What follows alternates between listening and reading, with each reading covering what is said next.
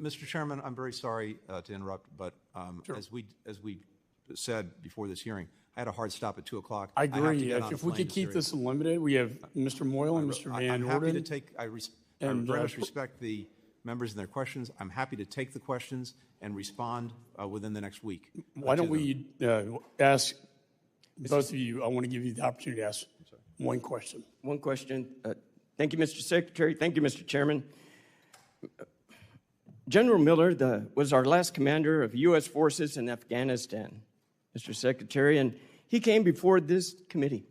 And the important thing that General Miller wanted to relay to us was about the characterization of your State Department's attitude toward the military, Mr. Secretary. General Miller was saying to this committee that there was this assumption, the State Department's assumption, that we don't need the military.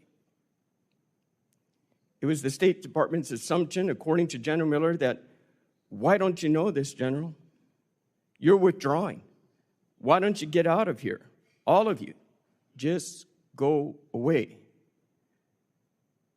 That's General Miller, our last commander of U.S. forces in Afghanistan, what he felt important to share with this committee. Now, Mr. Secretary, in institutions like the State Department, your State Department, such attitudes often come from the top. I'm an Army officer myself, and it's all up to the leadership. So is it your assumption, sir? Did you assume to your State Department that your embassy in Afghanistan did not need the military? Absolutely not.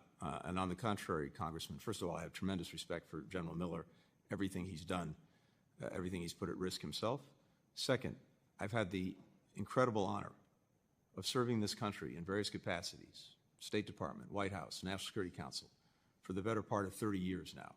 And throughout those 30 years, one of the things I take the most pride and pleasure in is the work that I've been able to do with our military. I understand that, Mr. Secretary. My department, in my time, certainly in terms of my own instructions to them, has done nothing short of do everything possible to strengthen and continue this essential collaboration. We can't do our jobs without the United States military. I'll take back my time. In this case, Mr. Secretary, I understand what you're saying here and now, but the generals of Miller, our last commander of U.S. forces, this is what he had to say to us. And sir, you may be saying this now, but however, the example that your employees understood is different than from what you're telling me.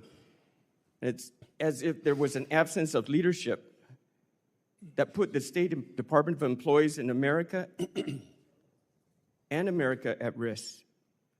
And I'm sorry to say, sir, that this type of attitude that your State Department has had regarding...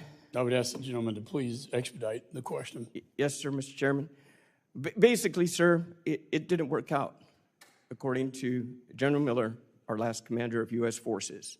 Thank you, Mr. Chairman. I yield back. Gentleman yields back. Chair recognizes Mr. Van Orden. Thank you, Mr. Chairman. Thank you for having me on your committee, and thank you for your leadership throughout the years.